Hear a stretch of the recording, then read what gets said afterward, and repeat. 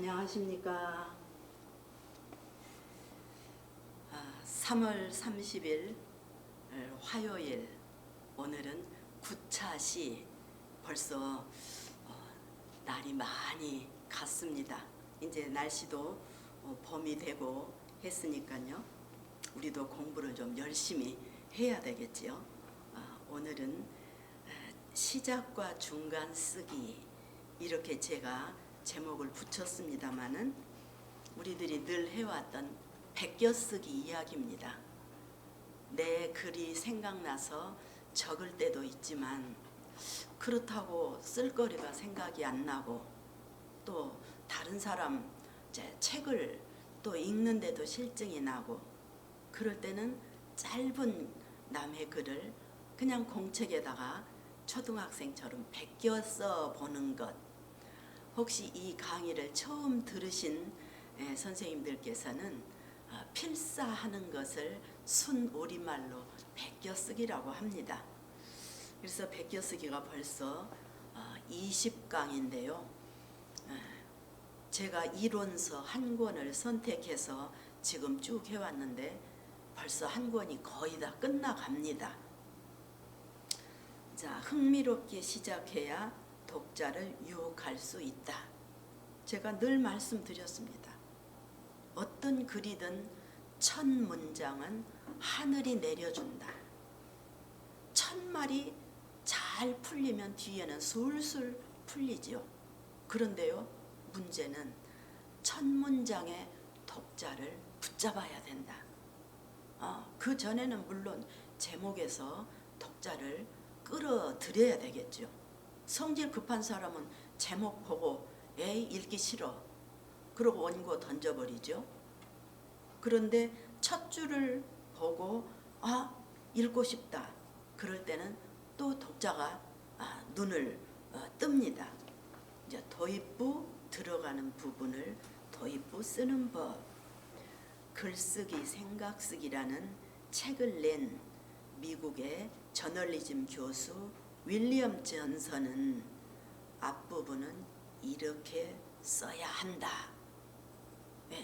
저보다 훨씬 이론에 대해서 밝은 사람이기 때문에 이분의 말을 저는 믿습니다. 그래서 이제 이렇게 가져왔는데요. 도입부는 바로 독자를 붙잡아 계속 읽게 해야 한다. 첫 줄에서 아이고 읽기 싫어 그러면 놓치는 거죠. 그래서 첫 줄에다가는 참신해야 되고 진기한 내용이 있어야 되고, 어떤 역설적인 짧은 말, 유머, 깜짝 놀랄 만한 말, 비범한 아이디어, 또 어떤 흥미를 유발할 수 있는 사실, 아니면 독자에게 생각도 하지 않은 어떤 질문을 던져서 유혹을 해야 된다. 글을 쓰기도 쉽지만요, 독자를 유혹하는 게 더 어렵습니다. 독자의 옆구리를 찌르고 소매를 끌어당기는 것이라면 무엇이든지 좋다. 독자의 옆구리를 찌르는 거, 이 말씀을 저는 언젠가 넛지의 힘이라고 말씀을 드렸습니다. 넛지의 힘, 누구 옆구리를 슬쩍 때렸는데 엄청난 효과나 충격을 주는 것, 이것을 넛지의 힘이라고 했는데요. 그때 예를 들어서 말씀드렸죠. 공중 화장실 엄마가 청소부인데 거기 화장실 앞에다가 우리 앉아서 볼일 볼 때 앞에다가 써놓았어요. 이곳은 우리 어머니의 근무지입니다. 이 말을 써놓은 게 옆구리를 슬쩍 건드렸는데 그 힘이 크더라는 얘기죠. 여기는 뭐 뒤에 사람을 생각해서 깨끗이 일을 봐야 됩니다. 그런 긴 소리, 짧은 소리가 소용이 없어요. 이런 것을 옆구리 치는 넛지의 힘이다. 또 이영미라는 사람이요, 광화문 연가라는 책을 썼는데 거기에는 서울을 노래한 대중가요 이제 모음집을 내면서 구절을 이렇게 들어갑니다. 어디에서 출발할까? 아니 첫 문장을 이렇게 질문을 던집니다. 그러면 독자들이 뭔 소리야? 아니 출발하는 걸 지가 가르쳐줘야지 우리한테 묻다니. 이렇게 질문을 던져서 호기심을 유발을 합니다. 이게 완벽한 첫 문장이다. 그 다음에 정지원의 내 영혼의 그림 여행이라는 첫 문장에는 이렇게 씁니다. 노래가 사랑하는 사람들을 위한 축제라면 그림은 축제를 추억하며 저문 광장을 떠올리는 선한 사람들의 눈동자가 아닐까? 아니 이렇게 참신한 말을 엮어서 아주 진기한 말로 우리들에게 질문하듯이 이렇게 해놨을 때 독자는 거기에 넘어갑니다. 이게 무슨 말이야? 한번 읽어봐야지. 이렇게 우리는 끌려가는 거지요. 또 조환웅이라는 이제 카피라이터가 있는데요. 제목이 낭만적 밥벌이 이제 이런 책을 냈는데 그 도입부에다가 이렇게 씁니다. 햇살이 눈부시게 아름다운 토요일이었다. 순댓국?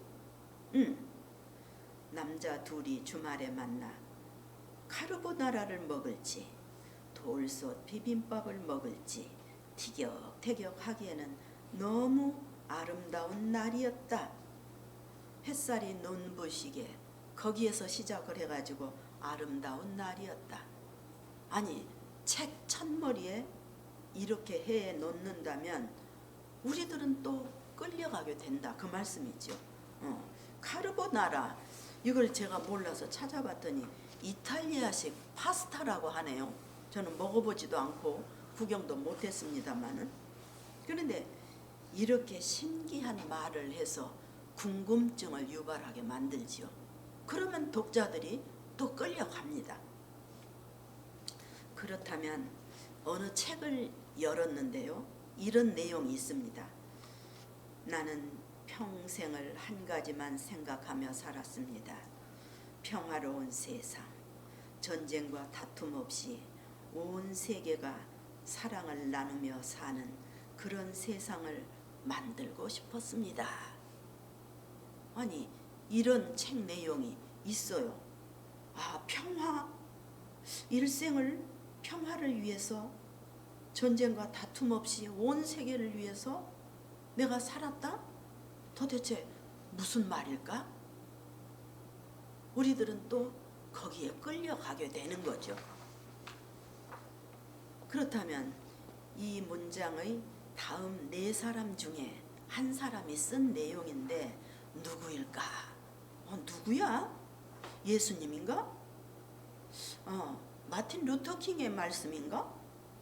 김대중 씨 말씀인가? 문선명 씨인가? 우리들이 이렇게 한번 생각을 해보는 거죠. 정답은 4번이다. 평화를 사랑하는 세계인으로. 이렇게 문선명 목사님이 쓴 책 중에 이런 첫 구절이 있다 이 말이죠. 그러면 종교인이 됐건 아니건 간에 이런 내용을 보고 유혹에 넘어가지 않을 사람이 없죠. 그러면은 첫 문장에서 우리가 끌려서 이제 계속 읽게 되는 겁니다. 그 다음에 영화감독 유승환 씨가 쓴 유승환의 본색, 아주 제목이 아주 호감이 가죠. 그런데 이 사람은 또 재미있게 써요. 처음엔 그냥 지나쳐가는 일인 줄 알았다. 여기저기 쑤셔나 보고는 아니면 말고 하는 CF 출연 제안처럼 말이다. 세상 참 좋아졌다. 글쎄 나보고 책 하나 내보잔다. 자기는 대단한 사람이 아닌 줄 알았는데 책을 내보자고 해요. 그런데 거기에서 문학산책이라는 곳에서 산책길을 잘못 들어선 건지 재미있죠.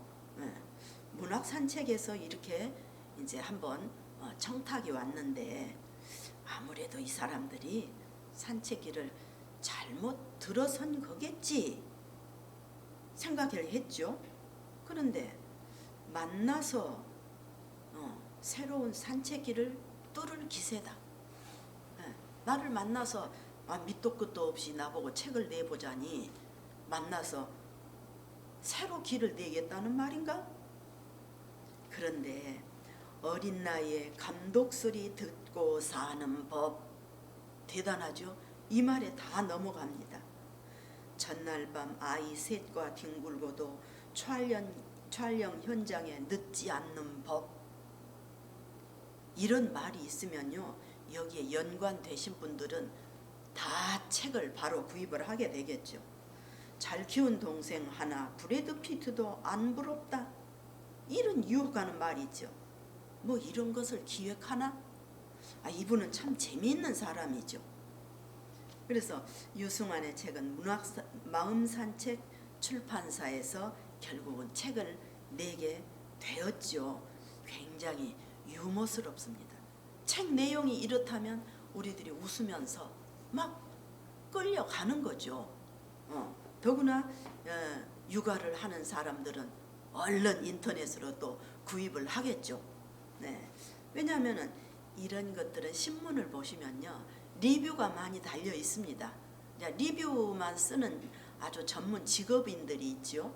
출판사에서도 리뷰를 달아놓지만 직업적으로 많은 책을 읽고요, 거기에 출판사가 유리한 쪽으로 리뷰를 달아놓으면 판매수가 막 올라가죠. 뭐 이런 식으로 올려놓는다면 저도 책을 살 것 같아요. 자, 이런 글들을 해서 독자들을 유혹을 해야 된다. 또 이런 내용도 있습니다.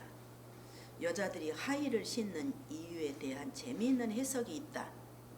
아니, 하의를 신는 것은 우리 여성들 아시죠? 내가 키가 좀 작아서 키를 조금 높이고 싶어서 한 5cm, 3cm라도 높여볼까? 아니, 저도 키가 좀 작지 않습니까? 그런데 하의를 신으면 아이고, 세상 보는 게 조금 더 달라요. 그래서 신는 건데, 나이가 들면 이제 보이는 것보다는 안전이 우선이기 때문에 낮은 굽을 신을 수밖에 없지요. 그런데 여기에 이렇게 해놨습니다. 하일은 아래를 굽어보고 싶어하는 여자의 허영심을 채우기 위해 만들어졌다. 아까 말씀드렸죠. 3cm, 5cm만 올라가도 보는 시각이 달라져요. 근데 이런 허영심을 채우기 위해서 만들었답니다. 저도 몰랐습니다. 여기에는 기막힌 보충 설명이 있다. 뭡니까?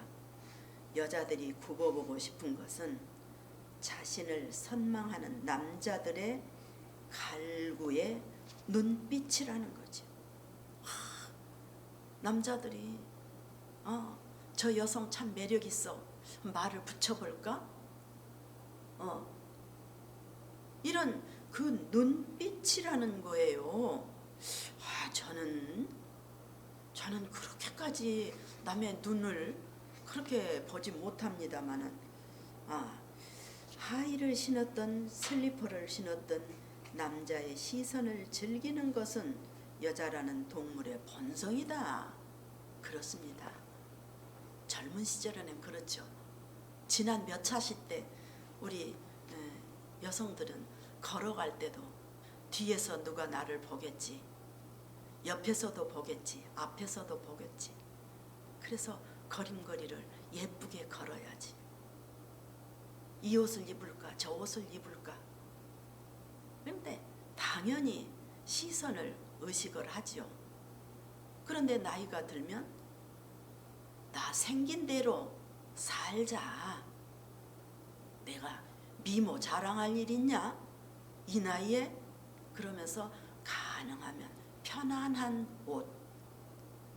옷을 입게 되는 거죠.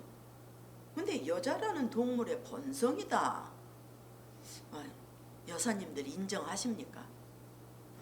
그리고 자신을 향한 눈빛이 강렬할수록, 눈빛에 진심이 가득할수록 묘한 흥분과 함께 본성은 아찔하게 충족된다. 남성분들도 마찬가지죠. 벌써 내가 저분을 좀 좋아한다. 참 저 사람 매력 있다. 그러면은 눈빛이 다르지요. 또 말 억양도 다릅니다. 금방 이쪽 사람한테는 왜 그래요? 툭툭거리다가 어머, 내가 조금 호감이 가는 어떤 이성이 나타났다. 안녕하세요. 목소리를 다듬어서 이렇게 하게 되는 거죠. 이것은 본성입니다. 안은영인이라는 사람 베스트셀러가 있는데요. 여자 생활 백서. 제목부터 이렇게 유혹을 합니다. 이거 젊은 여성들은 이거 틀림없이 제목만 보고 살 것 같아요. 첫 구절이 이 꼭지의 제목은 뭐라고 달아놨는가? 큰 타이틀을 절대 남자 보는 눈을 낮추지 마라. 아주 시작부터 흥미롭습니다. 남자 보는 눈을 낮추지 마라. 아이고 내 물건을 보고 말을 해야지. 내가 생긴 것이 이런데 남자 보는 눈이 내 눈만 높아서 되겠어? 눈을 낮춰야지. 스스로 이렇게 겸손해지게 되죠. 아니 내 상품을 보고 내가 알지요. 그런데 쓸데없이 나는 생각 않고 눈높이만 높으면 되겠습니까? 그런데 이 작가는 절대 남자 보는 눈을 낮추지 마라. 흥미롭게 해서 유혹을 합니다. 그래서 강조합니다. 내 글에 독자를 계속 붙잡아 두고 싶다면 도입부는 들어가는 첫 문장은 튀게 써라. 재미있게 쓰든지 질문을 던지든지 유머스럽게 하든지 흥미로는 사실이나 질문으로 독자를 유혹을 해라. 어째든지 독자를 붙잡아야 된다. 깜짝 놀라게 하든지 비범한 아이디어. 두 번째 문단에서 그렇게 나와 있죠. 밑도 끝도 없이 이상한 질문을 던지거나 그러면 이게 뭔 소리야? 그러면서 또 읽게 된다. 이제 그 말씀이죠. 그렇다면 이제 이 내용을 이렇게 어렴풋이 아셨다면 이제 시간 나실 때 공책에다가 베껴 쓰기를 해봅니다. 베껴 쓰기를 해보시는데 제가 좋아하는 소설가 작품을 제가 발췌를 해왔습니다. 김영하 이제 이 소설가는요, 여행으로 돌아가다 이 글을 이제 썼는데 책 제목이 여행의 이유라는 책이 있습니다. 이 책이 아주 재미있어요. 저는 이 책을 이제 여러 번 보다가 제가 이제 밑줄을 많이 그어놓고 해서 이걸 발췌해 왔는데 김영하 소설가는요, 방송 TV 좋아하신 분들은 알쓸신잡이라는 프로가 있었습니다. 알아서 쓸데없는 잡학사전 뭐 그래가지고 알쓸신잡이라는 프로가 있었는데 거기에 김영하 소설가가 나왔는데 보기에는 좀 어눌하게 생겼는데요. 참 실속 있고 글을 잘 쓰신 분이에요. 그분이 써놓은 글 중에서 이렇게 있습니다. 영국이 아프리카 대륙의 거의 대부분을 지배하던 시절에 케냐 총독이 원주민 젊은이들에게 케임브리지 대학에 유학할 기회를 주었답니다. 이 젊은이는 마사이 족장의 아들로 총독은 그 총명함을 한눈에 알아보았다. 마사이족 우리 방송에서 많이 보셨죠? 저도 그 원주민들을 본 일은 없습니다만은 마사이족에 대해서는 어렴풋이 알고 있습니다. 몇 년 한 10여 년 전인가요? 마사이족 신발이 우리 워킹하는데 좋다고 해서 굉장히 많이 유행이 됐습니다. 뒤꿈치부터 앞부리까지 이렇게 굴려서 걸어야 하는 그 신발. 저도 그 신발을 이제 신어봤습니다만, 그런데요, 점잖은 자리에 갈 때는요, 그 마사이족 신발을 신고 나타나면은 조금 다시 보이더라고요. 그래서 어디까지나 운동하실 때 신어야 되는데, 그것은 결국 뒤꿈치부터 걸어서 쭉 굴려서 엄지 발가락에서 끝나는 운동입니다. 그런데 우리 조상님들이요, 우리 농악놀이 할 때 잘 보시면요, 꼭 발꿈치에 닿아서 발끝에서 끝납니다. 우리 건강이 그렇습니다. 이렇게 걸으실 때도 조금 느리지만 뒤꿈치에서 시작해서 발끝에서 끝나야 우리 건강에 좋답니다. 근데 마사이족들은 이 건강법을 아는 거예요. 그래서 걷는 방법. 그런데 사실은 이 마사이족 신발이 스위스에서 상업적인 목적으로 많이 쓰인다고 합니다. 그래서 저도 이것을 봤기 때문에 마사이족에 대해서 좀 제가 알아봤습니다만은, 어쨌거나 이 젊은이를 아주 영특하게 생겼구나.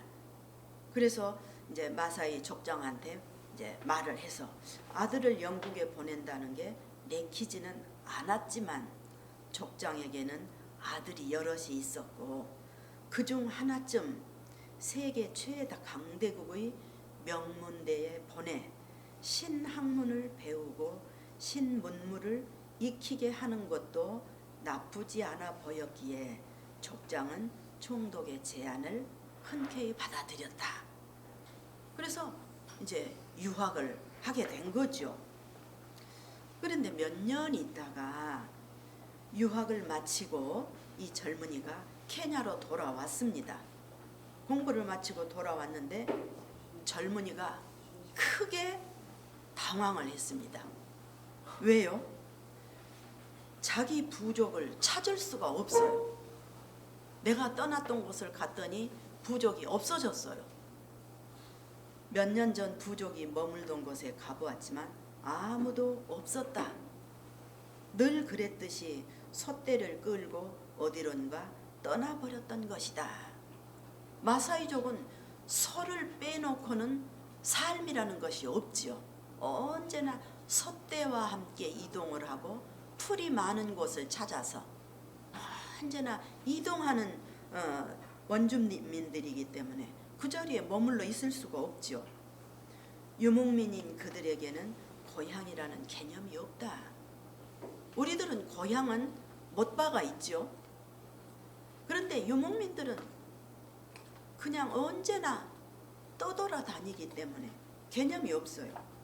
마사이족의 삶은 소를 중심으로 이루어져 있다. 소가 뜯어먹을 풀이 부족해지면 솥대를 몰고 다른 곳으로 이동한다. 그는 이 젊은 청년이죠. 그는 사자와 하이에나 기린들이 오가는 사바나를 헤매며 자기 부족을 찾아다녔다. 그냥 찾아다닐 게 아니라 정말로 이 젊은이가 지혜로웠다면 지금 이때쯤 소 먹을 풀이 어디가 많이 있나 이것을 생각해야 되죠. 몇 달간의 필사적인 탐문과 추적 끝에 그는 귀에 익은 반가운 방울소리를 듣게 되었다. 찾아다니다 방울소리를 들었죠. 마사이족은 멀리서 방울소리만 듣고도 자신들의 솥대를 단박에 가려낼 수 있다고 한다. 그는 방울소리를 향해 달렸고 솥대와 함께 야영 중인 가족과 친척들을 만났다. 유학한 공부하느라고 몇 년 헤어져 있었죠. 고생 끝에 가족을 만났으니 얼마나 반가웠겠습니까. 그래서 내가 이렇게 찾느라고 힘들었다고 이제 말을 했겠죠. 아들의 고생담을 들은 족장은 고생했다고 동정은커녕 탄식을 했다. 이놈아, 영국까지 가서 도대체 뭘 배우고 왔단 말이냐? 배우기는커녕 바보가 다 되어서 돌아왔구나. 네가 몇십 년 자라면서 어디에 풀이 끝나면 그 다음 어느 지역으로 간다는 거 알고 있었을 텐데 헤어졌던 그곳을 찾아가다니 공부를 뭘 하고 왔냐? 자기 부족도 못 찾아오는 천치를, 아이고 족장님 대단하시죠? 천치를 어디다 쓴단 말인가? 우리들 부모들하고 다르죠. 아이고 내 새끼 몇 년 동안 못 봤는데 고생했다. 그러지 않고 이렇게 호되게 했죠. 네. 마사이족으로 산다는 것은 삶이 항구적인 여행 상태라는 것을 받아들이는 것이다. 산다는 것은 변하지 않고 오래 가는 것, 항구적이다. 언제나 움직이면서 그렇게 살아가는 것.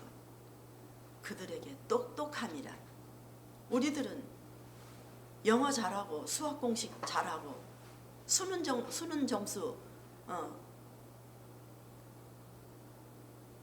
수능 점수에서 한두 개 틀리면 똑똑하죠.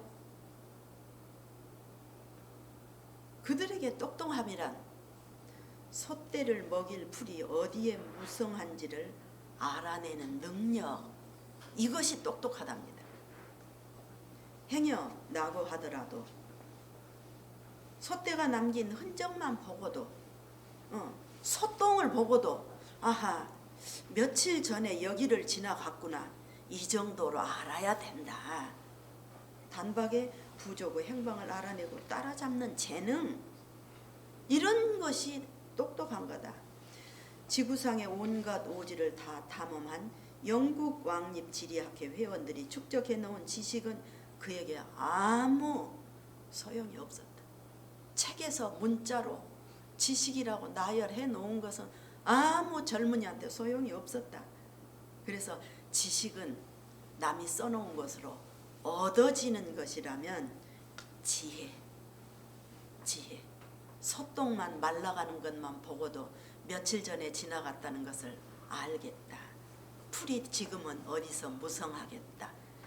이 지혜는 습득되는 것이다. 왜 지혜와 지식은 이런 차이가 있다는 얘기죠. 우리들 대부분은 돌아올 지점이 어딘지를 분명히 알고 여행을 떠납니다. 목적지는 바뀔 수도 있지요. 그러나 돌아올 곳, 가족과 친구들이 있는 곳, 내 집과 내 물건이 있는 곳은 여정이 끝날 때까지 변하지 않는다. 여행의 원점, 여행이 실패하거나 큰 곤란을 겪을 때 돌아갈 수 있는 베이스 캠프, 그곳에서 우리는 피해를 복구하고 다시 삶을 이어갈 수 있으리라고 믿는다. 마사족의 청년은 달랐다. 여행의 목적지는 단단하게 고정되어 있었고 오히려 고향이 유동적이었다. 육중한 돌로 지어진 케임브리지 대학은 수백 년 동안 거기 그대로 서 있었고 청년의 손자가 죽을 때까지 어디론가 옮겨지지 않을 것이 분명하다. 그가 떠나온 곳, 그의 부족은 늘 이동 중이다. 늘 이동 중이죠. 정처 없이 떠도는 것이 삶인 이들에게 여행이란 과연 무엇인가? 마사이족의 여행은 삶이고 삶은 곧 여행이다. 우리는 여행이 따로 있지요. 근데 이 사람들은 언제나 여행하는 거예요. 은행에다가 돈 많이 모으려고 애쓰지 않고 그냥 여행이 곧 삶이다. 그런 얘기죠. 그래서 마사이족들은 큰 자기들의 전부가 소이기 때문에 큰 축제가 있을 때나 소 한 마리를 잡지요. 좋은 채로 소를 잡지 않는다고 합니다. 이제 먹는 것은 이제 양이나 염소 고기를 먹지요. 그리고 흙으로 집을 지어서 이제 나뭇가지, 풀, 소똥 이것을 버무려 가지고 흙집에다가 이제 그것을 빈틈을 다 메꾼답니다.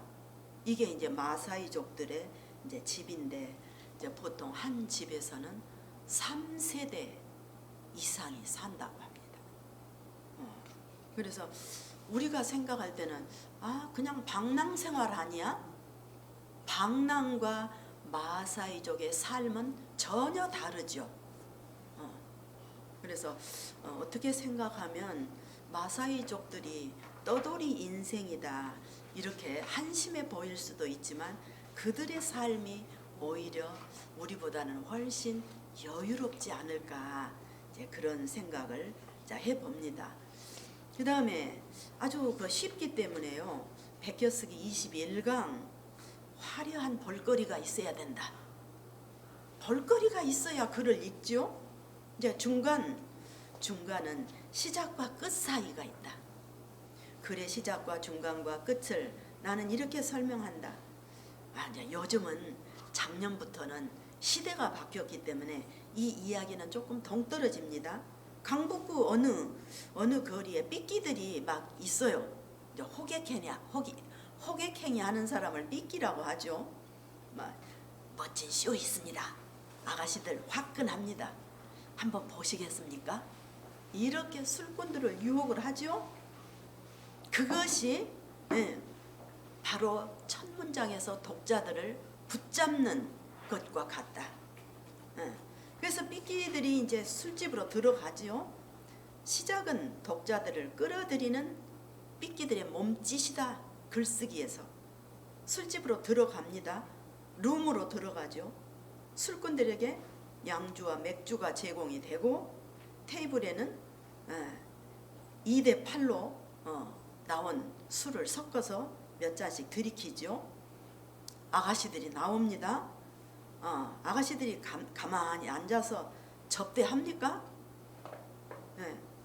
한 명은 노래하고 또 춤을 추고 테이블 위에 올라가서 막 자기 개인기를 자랑을 하죠. 가만히 있으면 TV 나옵니까? 저는 안 가봐서 모릅니다만 간접적으로 알아요. 남자 선생님들은 지금 눈에 그림이 왔다 갔다 하죠. 얼굴만 반반하다고 호주머니에서 TV 나옵니까?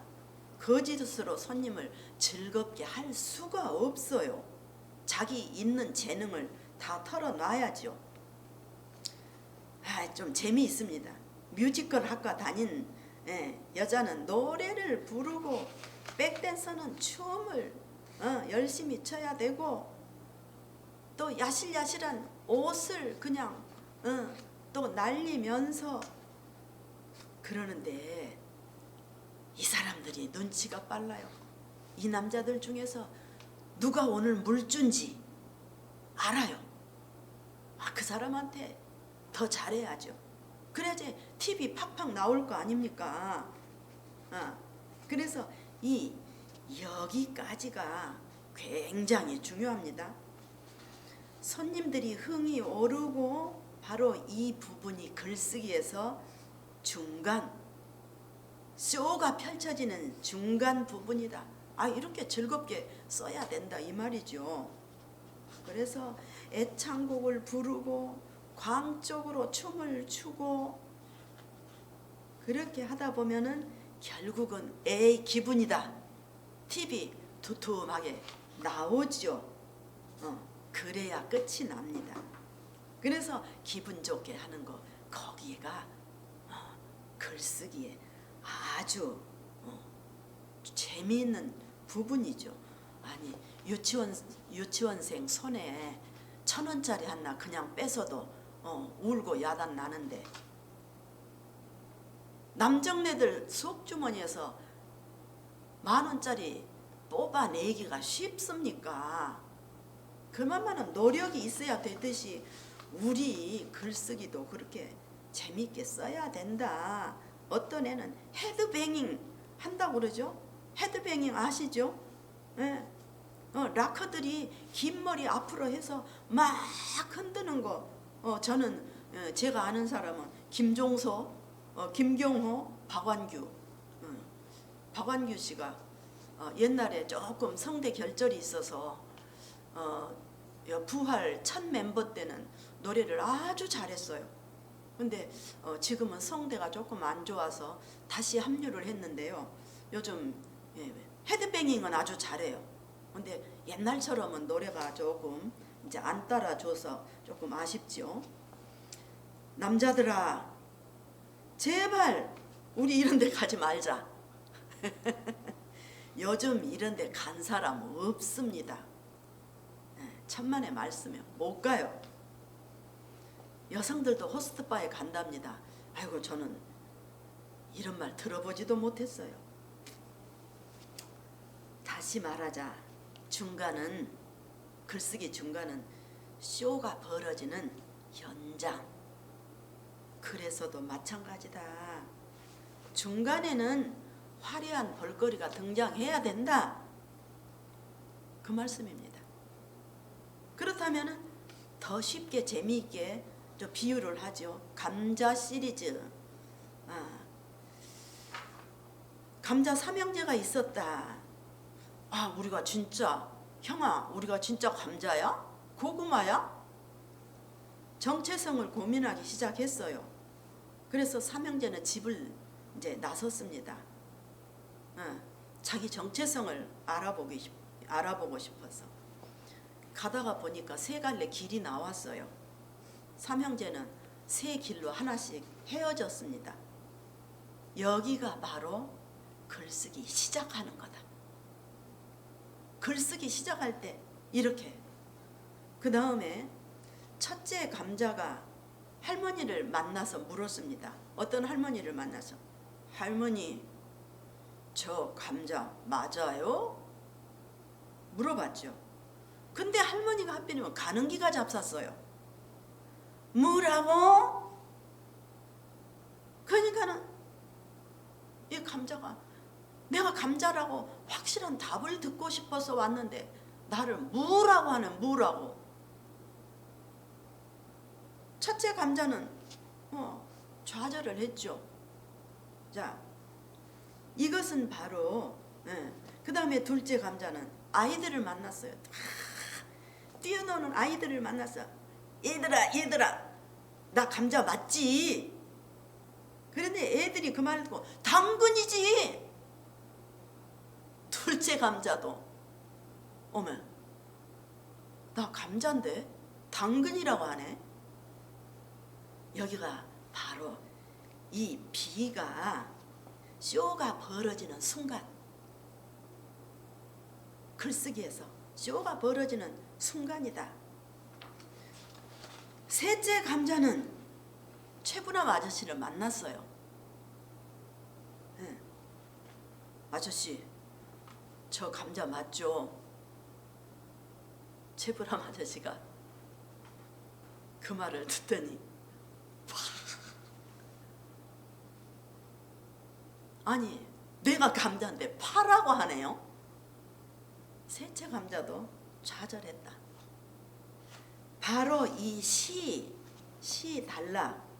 여기가 앞에서 말했던 지갑에서 TV 나오는 순간이다. A는 시작이요. 이 시작은 삐끼들이 필자가 독자를 혹하게 하는 부분, B는 쇼가 벌어지는 부분, 할머니와 아이들이 대답에 좌절하는 감자, C는 결정적이다. 더 이상 설명이 필요 없다. 여기에서 우습지요? 술꾼들도 기분이다. 기분 좋을 때 TV 나오지 않습니까? 독자들도 웃으면서 지갑을 열어 돈을 꺼낸다. 물론 이런 이야기 오래전부터 있어온 이런 이야기지만 알고 있는 사람들은 아이고 참 웃기지도 않구만. 나 옛날부터 들었던 이야기야. 우리들 모여서 할 때도 이러시면 안 된다, 그 말씀이에요. 유머를 사장님이 말을 합니다. 부장님이나 사장님이. 내가 최근에 우스운 말이 있는데 말이야. 직원들 한번 들어주겠나? 그러면서 이 말씀을 하셨어요. 그럴 때는 알고 있지만 고개 숙이면 역시 꼰대들은 달라. 몇십 년 전 이야기인데 이러지 마시라 이 말이에요. 재미있다는 듯이 웃어라. 사장님, 부장님. 아이고, 어디서 그런 말씀을 들으셨어요? 저 처음 들었는데요. 아이고, 재미있네요. 그래야 사랑을 받는다. 아이고, 생활하기가 왜 이렇게 힘드는가 도대체. 우리가 다른 사람 말에 장단을 맞춰 주는 것도 인간 관계입니다. 중간에서는 쇼를 해라. 쇼를 제발. 흥미로운 도입부로 독자를 유혹했다면 글의 중간에는 화려한 볼거리를 등장시켜라. 이런 말씀입니다. 이론이 너무 심각하면 머릿속에 안 들어가는데 이렇게 조금 우습게 비유를 해놓으면 우리가 조금 쉬울 것 같아서 김영하 작가의 글도 제가 가져오고 좌우간 조금 쉽게 이론을 알고 계시면 좋겠다 싶어서 제가 이런 글을 발췌를 해왔습니다. 그래서 뒤에 베껴쓰기 제21강 여기를 제가 또 아주 성석재 씨가 소설을 참 재미있게 씁니다. 그래서 그거를 하나 또 넣어놨는데요. 베껴쓰기 딱 한 장짜리 아닙니까? 이런 것들을 틈날 때 문장 공부도 되고 어휘력도 늘고 그리고 글씨를 자꾸 쓰시면 내 필체도 달라집니다. 그래서 이런 베껴쓰기 연습을 하시면서 문학 수업이 너무 지루하지 않구나, 웃으면서도 해갈 수 있구나, 이렇게 자꾸 맛을 들렸으면 좋겠습니다. 오늘 베껴쓰기 2강좌를 했는데요. 짧아서 충분합니다. 자, 다음 주에 또 뵙겠습니다. 감사합니다.